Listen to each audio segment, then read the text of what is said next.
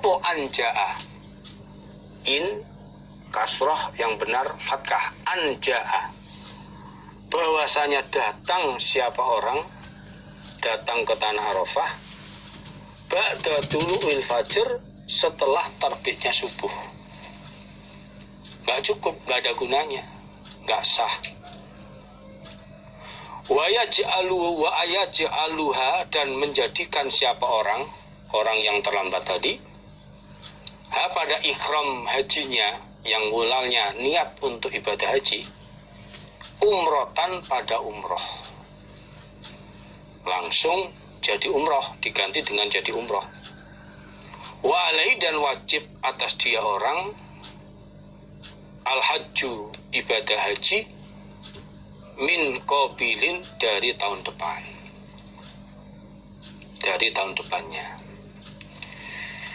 Mereka ahli ilmu dari para sahabat maupun yang lain, para tabi'in menegaskan hadis tersebut, bahwa siapa saja yang belum wukuf di tanah Arafah,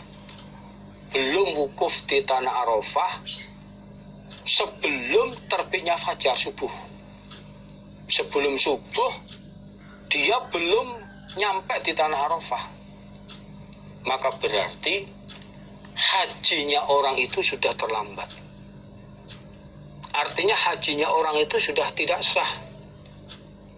Ini sudah lewat, sudah terlambat, nggak sah. Dan tidak cukup, nggak ada gunanya. Nggak cukup, nggak ada gunanya. Kalau dia datang ke Arafah setelah terbitnya fajar subuh. Setelah terbitnya fajar subuh baru nyampe ke Arafah, nggak ada gunanya. Karena hajinya sudah terlambat, sudah tidak sah. Ini karena hajinya tidak sah, maka dia jadikan ikram niat haji itu menjadi umroh.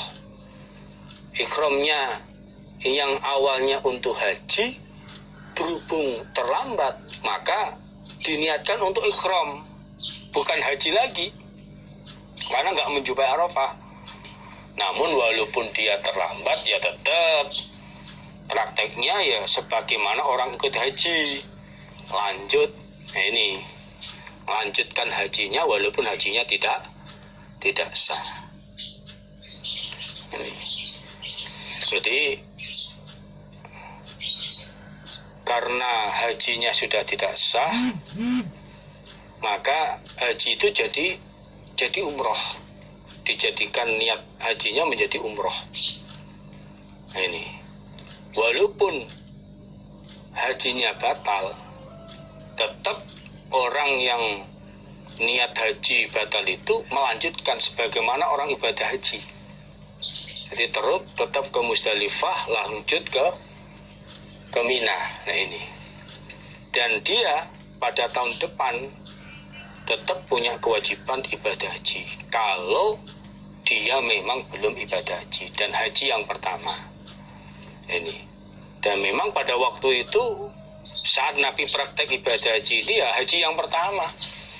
Nabi pertama haji itu ya pertama kali itu. Maka orang yang batal dalam mengerjakan ibadah haji dikarenakan tidak menjumpai tanah Arafah, maka tahun depan kalau mampu punya kewajiban untuk beribadah haji. Jadi masih kewajiban hajinya belum gugur karena hajinya tidak sah.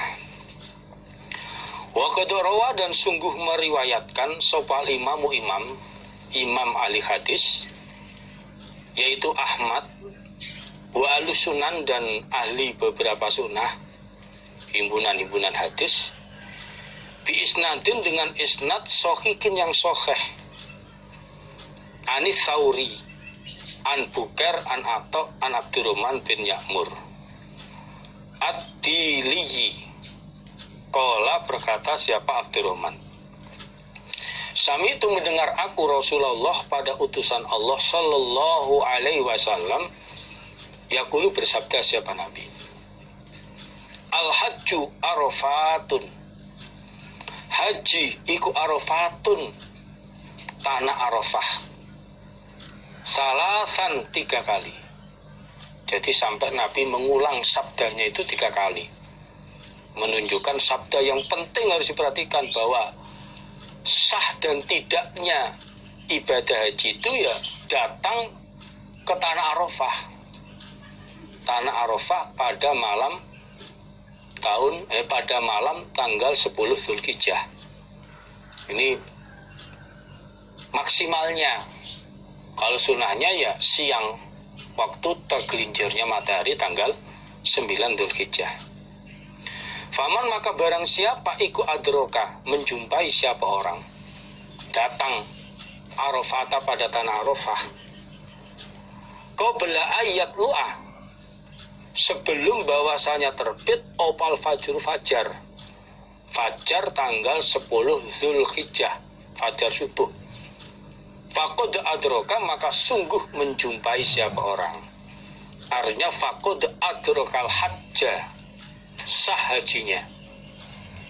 Barang siapa yang menjumpai tanah Arafah, datang ke tanah Arafah sebelum terbitnya fajar subuh tanggal 10 Zulhijjah, dia sudah datang ke tanah Arafah sebelum terbitnya fajar subuh, maka dia menjumpai hajinya.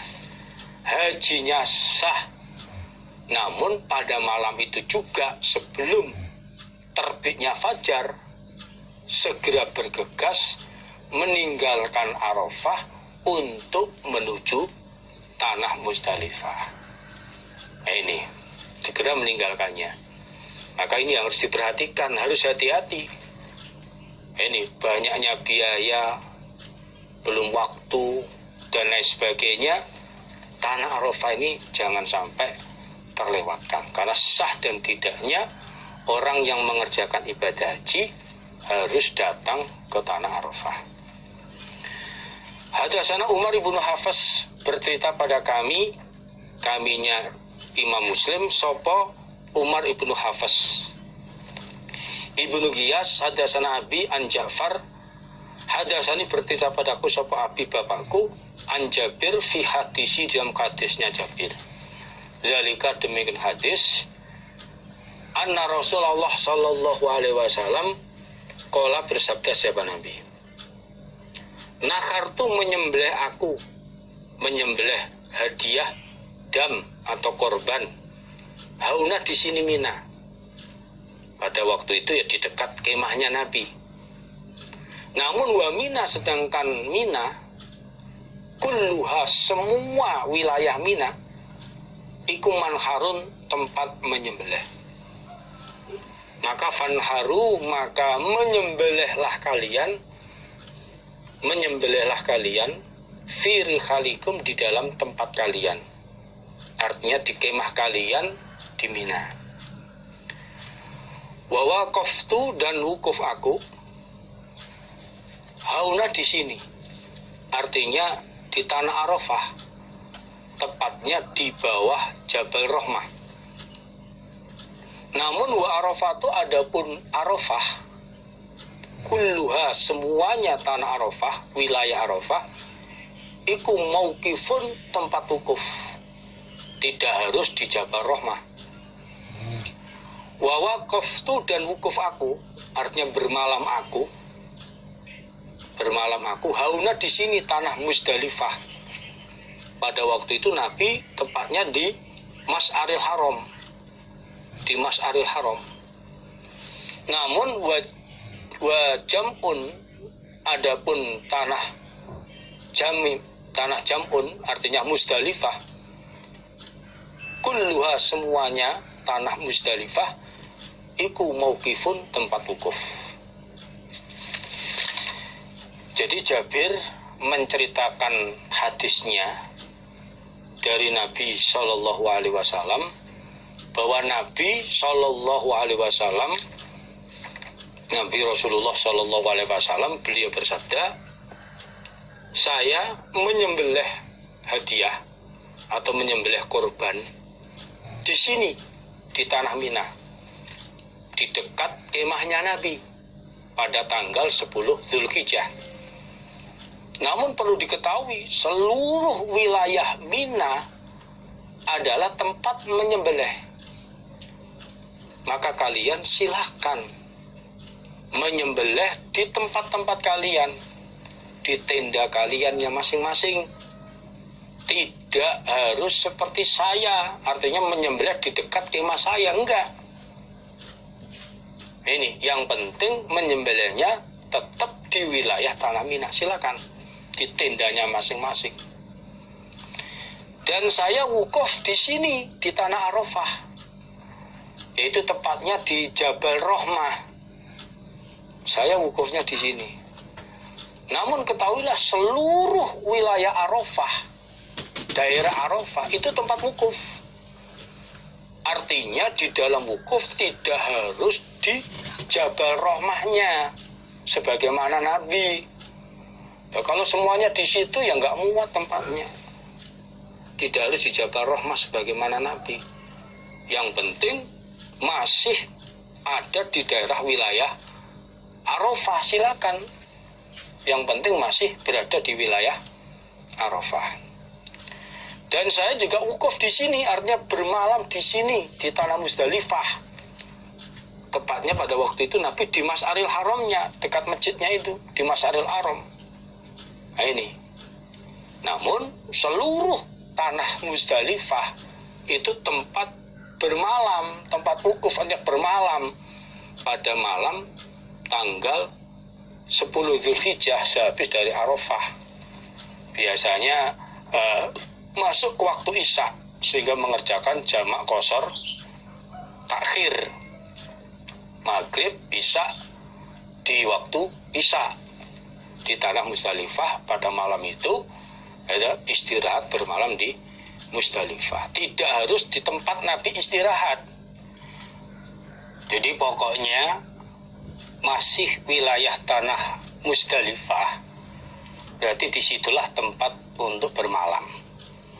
Tidak harus bermalam di tempat seperti Nabi di Mas'aril Haram, tidak harus di situ. Yang penting pokoknya masih berada di tanah wilayah Musdalifah. Alhamdulillah, jazakumullahu khairan. Semoga Allah memberikan manfaat dan barokah. Untuk sementara break dulu, istirahat. Alhamdulillah, jazakumullahu khairan. Wassalamualaikum warahmatullahi wabarakatuh. Kumullahu khairan. Alhamdulillah, jazakumullahu khairan. Semoga Allah memberi manfaat dan barokah. Hari bapak-bapak, ibu-ibu, saudara sekalian, para remaja semua yang kami hormati, kita lanjutkan halaman 18. Bismillahirrahmanirrahim. Babut talbiyati, babnya membaca talbiyah, wat takbiri, dan membaca takbir, ghadatan nahri, pada paginya hari raya korban, hina yarmi, ketika melempar siapa orang, al jamrota, pada jumroh, artinya jumroh akobah, wal irtidafi, dan babnya boncengan, fisyairi, di dalam perjalanan. Bab ini menjelaskan membaca talbiyah dan membaca takbir, artinya takbiran, pada paginya hari raya menyembelih.